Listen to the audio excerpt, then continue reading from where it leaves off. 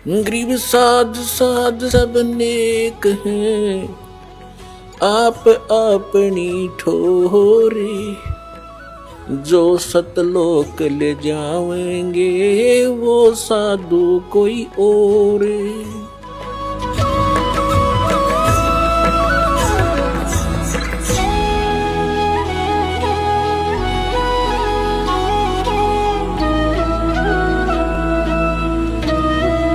तो सौभाग्य आपका, आपको ये ज्ञान सुनने को मिला। धन्यवाद करा करो उस परम पिता भगवान कबीर साहिब का कि ये ज्ञान आप तक पहुंच चुका है। इस दास को पता है या मेरे साथ जब से लगे हैं आपके भाई बहन कितना संघर्ष करके आप तक ये ज्ञान पहुंचाया। न ये काल के दूत, ये दुष्ट लोग इस ज्ञान को ऊपर नहीं आने दे रहे थे। 600 वर्ष पहले परमात्मा आकर चले गए क्योंकि अशिक्षित थे हमारे पूर्वज, और इन दुष्ट लोगों ने हमारे तक वो परमात्मा का ज्ञान नहीं आने दिया। ये कह करके कबीर तो अशिक्षित है, ये ब्रह्मा विष्णु महेश की निंदा करता है, ये देवताओं की निंदा करता है, इसको मारो पत्थर, इसको भगा दो। और जब से इस दास पर दया हुई परमात्मा की, या दास की नींद खुली और ये तत्व ज्ञान हुआ, उसी दिन से बेचैनी बन गई। जिसको समझाऊं उल्टा पड़े। कबीर साहब कहते हैं साच कहूं जग मारन आवे, और झूठ कही ना जाइयो, और साच न पूरा पावते झूठों जगपति आइयो।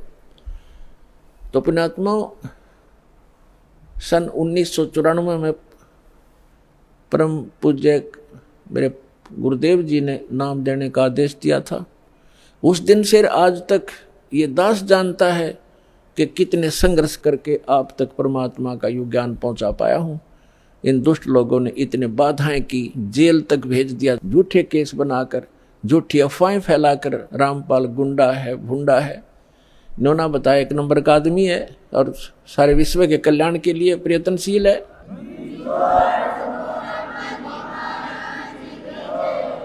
तो पुण्यात्माओं, आप सभी का कर्तव्य बनता है अपने बहन भाइयों तक ये ज्ञान पहुंचाने का। इस मार्ग के अंदर सबसे पहला आपको सहनशील बनना पड़ेगा, क्योंकि ये ऐसा ज्ञान है जो भी सुनता एक बार उसमें तूफान आता ही आता है। जैसे आप अपने छोटे भाई बहन को या बच्चे को कोई मेडिसिन खिलाते हो और उसकी जीभ पर रखते वो थूक भी देता है और रोता भी है, और अपने माता पिता के कपड़े भी पकड़ लेता है, मेरा मुंह खराब हो गया, कोई बात नहीं, प्यार से, फिर अपना ही तो है जो ऐसा कुछ कर रहा है, विरोध वो अपना ही था, उसी के प्रयत्न कर रहे हैं, उसी के लिए आप, उनकी जीवन रक्षा के लिए। तो उसको फिर धीरे धीरे वो टैबलेट, इंजेक्शन वो लाने पड़ेंगे, उसको खिलाना ही पड़ेगा, तो तब जा करके वो स्वस्थ होगा। तो इसलिए प्रत्येक का कर्तव्य बनता है परमात्मा के इस मार्ग में सहयोग देने का। लेकिन इस मार्ग के अंदर हम भक्त हैं, भक्त का लड़ाई करना फर्ज नहीं होता। परमात्मा खुद आए थे और उनके साथ कितनी बदतमीजियां की थी। उस परमेश्वर कबीर जी ने किसी को बद्दुआ भी नहीं दी, ऐसे बदसलूक किए थे। कभी बताया करेंगे, क्योंकि पहले तो आपको ये ज्ञान समझाते हैं, वेद पुराण गीता से आपको परिचित कराते हैं, ताकि फिर आपकी बुद्धि ये स्वीकार कर ले वह कि कबीर इज गॉड। जिस दिन आपको यह समझ में आ जाएगा कबीर इज गॉड, वो धानक रूप रहा करतार, काशी वाला धानक, ये समर्थ शक्ति है तो है ही, लेकिन हमारी समझ में जिस दिन आ जाएगा, फिर उसके बाद परमात्मा की केवल वो महिमा सुनाया करेंगे। परमात्मा की अमर वाणी से आपकी आत्मा विभोर हो जाया करेगी, आंखों से आंसू पड़ा करेंगे। और उसके बावजूद इतना कुछ तंग किया मालिक को, उनकी कथा कभी सुनते हैं, पढ़ते हैं, तो आंखों से आंसू नहीं रुकते, कलेजा फटने को हो जाता है। और एक सबसे बड़ी बात ये देखिए, उनको परमात्मा ने किसी को बद्दुआ तक नहीं दी, नहीं तो वो समर्थ हैं, 1 सेकंड में पृथ्वी को नाश कर दें, दूसरी सेकंड में एज इट इज धर दें, ये इतने सक्षम है कबीर भगवान। लेकिन उन्होंने उनको बद्दुआ नहीं दी, क्योंकि वो उनको मालूम था कि ये मेरे ही बच्चे हैं। इन्होंने भांग पी रखी है काल भगवान की, और इन दुष्ट लोगों ने मेरे बच्चों को मेरा विरोधी बना दिया है काल के दूतों ने। और वो काल के दूत कौन है? वो गुरु पद पे, वो भी तो परमात्मा के बच्चे हैं। तो पुण्यात्मा, जब आपकी बुद्धि, आपका विचार सतर इतना ऊपर उठ जाएगा, तब हम आगे बढ़ पाएंगे। ना तो रोज की किसी गेल मरले लड़के, ये तो तैयार बैठे हैं। तो हमने अपने मिशन को सफल भी करना है, अपने आप को बचा के भी रखना है और परमात्मा के ज्ञान को उसके बच्चों तक पहुंचाना है। कहते हैं आत्म प्राण उद्धार ही ऐसा धर्म नहीं, और जीव का उद्धार करा दे इससे बड़ा कोई पुण्य नहीं है। देखो पुण्य तो वो भी है जैसे पक्षियों को दाने डाल दिए, कोई गौशाला धर्मशाला बनवा दी, कोई कुआं खुदवा दिया है, कोई बाग बगीचे लगा दिए, कोई भंडारे कर दिए, वो तो अच्छी बात है कर दिए।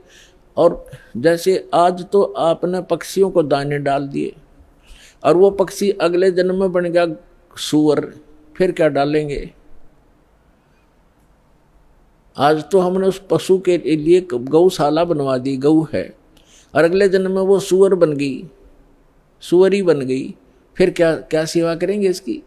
तो उसका एक तरीका बताया कि जो मानव शरीरधारी प्राणी है इसमें उद्धार हो जाएगा इनका। इस परमात्मा की शरण माने से, कबीर भगवान की शरण माने से या सतभक्ति करने से उस आत्मा का फिर उद्धार हो जाएगा। वो ना गधा बने, ना पशु बने, ना सूअर बने, और फिर सतलोक चली जाएगी। अब कितना झंझट मिट गया। अब कहते हैं सतगुरु के उपदेश का लाया एक विचार,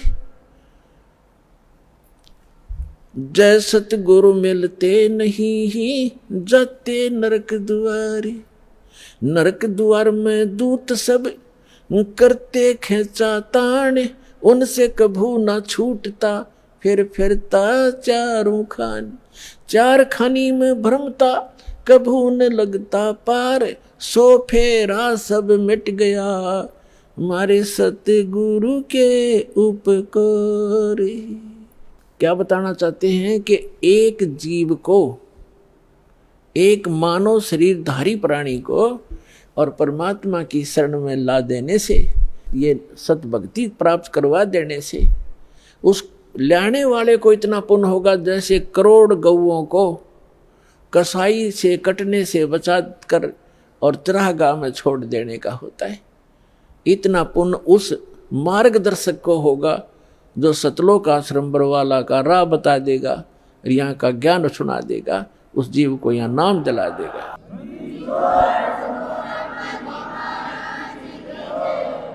तो फिर उसके बाद कहते हैं उस भक्त का सारा बाईपास निकल गया, सतगुरु मिल गए, सतगुरु की उपदेश का लाया एक विचार, और जय सतगुरु मिलते नहीं हम जाते नरक द्वार। नरक द्वार में दूत सब फिर करते खेचा तान, उनसे कभू ना छूटता फिर फिरता चारों खान।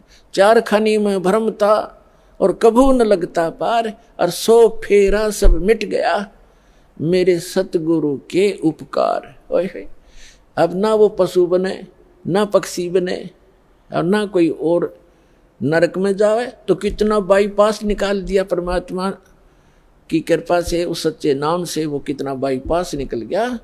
तो इस प्रकार कहते हैं आत्म प्राण उद्धार ही ऐसा धर्म नहीं, और इससे बड़ा कोई पुण्य नहीं प्राणी को। पुण्य तो और भी है, लेकिन अगर आप परोपकार करना चाहते हैं, आपके दिल में दया है प्राणियों के प्रति, तो मानव शरीरधारी प्राणी को मनुष्य जीवन प्राप्त करवा दे।